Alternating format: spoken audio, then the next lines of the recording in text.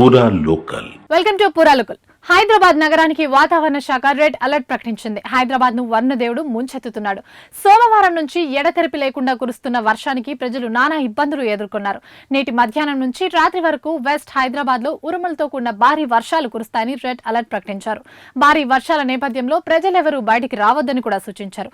వికారాబాద్, సంగారెడ్డి, మెదక్, కామారెడ్డి, సిద్దిపేట, సిరిసిల్ల, రంగారెడ్డి, మహబూబ్ నగర్, నారాయణపేట జిల్లాల్లో గంటకు 40 కిలోమీటర్ల వేగంతో ఈదురుగాలతో కూడిన మోస్తారు వర్షాలు కురుస్తాయని తెలిపారు. మిగతా జిల్లాల్లో తేలికపాటి జల్లులు పడే ఛాన్స్ ఉన్నట్లు పేర్కొన్నారు. యాదాద్రి జిల్లాలో ఇప్పటికే భారీ వర్షాలు కురవగా సంస్థ నారాయణపూర్ లో వాగులు వంకలు పొర్లిపొలుతున్నాయి.